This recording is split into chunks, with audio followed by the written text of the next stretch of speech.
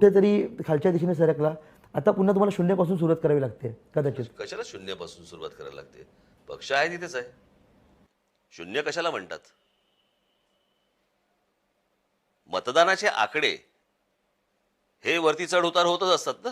मी परत तेच सांगितलं ना, ज्या भारतीय जनता पक्षाकडे 2 खासदार होते तो आज सत्तेत आहे, तो उद्या जाणार. जे सगळे लोक म्हणत होते की काँग्रेस संपली, आता नगरपालिकांच्या निवडणुकीला काँग्रेस परत वरती आली. भारतीय जनता पक्ष 52 साली जन्माला आलेला पक्ष, जो जनसंघ, ज्याचं 80 साली नामांतर झालं आणि भारतीय जनता पक्ष झालं, बरोबर, त्या पक्षाला आजही उमेदवार सापडत नाहीयेत. त्याचं काय करायचं? नाही, राज ठाकरेला सल्ला देताना सगळेजण सांगतात की नाही, राज ठाकरेची एकूण पक्षाची बांधणी नाही.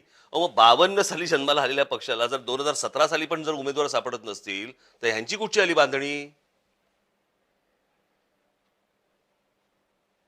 मला असं वाटतं की या सगळ्या गोष्टींकडे, माझ्या राजकीय प्रवासाकडे पाहताना किंवा माझ्या राजकीय पक्षाकडे पाहताना, बाकीच्या राजकीय पक्षांचा जर होमवर्क जर नीट झाला तर मला तुम्हाला समजू शकेल की साधारणपणे राजकारणामध्ये कशा कशा गोष्टी असतात, कोणकोणत्या गोष्टी असतात आणि कसे चढउतार असतात.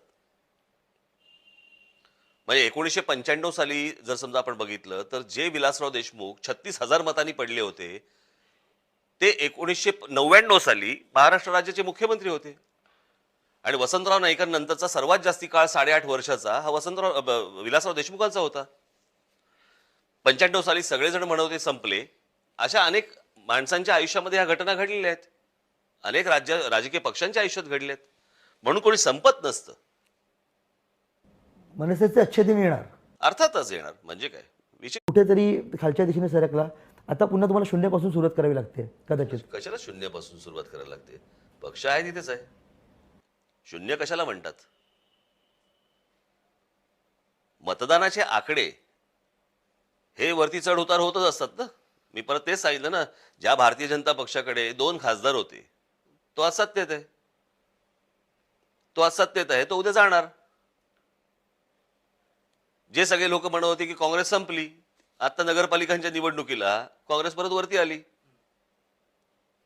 भारतीय जनता पक्ष 52 साली जन्माला आलेला पक्ष, जो जनसंघ, ज्याचं 80 साली नामांतर झालं आणि भारतीय जनता पक्ष झालं, बरोबर, त्या पक्षाला आजही उमेदवार सापडत नाहीयेत. त्याचं काय करायचं? नाही, राज ठाकरेला सल्ला देताना सगळेजण सांगतात की नाही, राज ठाकरेची एकूण पक्षाची बांधणी नाही. मग 52 साली जन्माला आलेल्या पक्षाला जर 2017 साली पण जर उमेदवार सापडत नसतील तर ह्यांची कुठची आली बांधणी?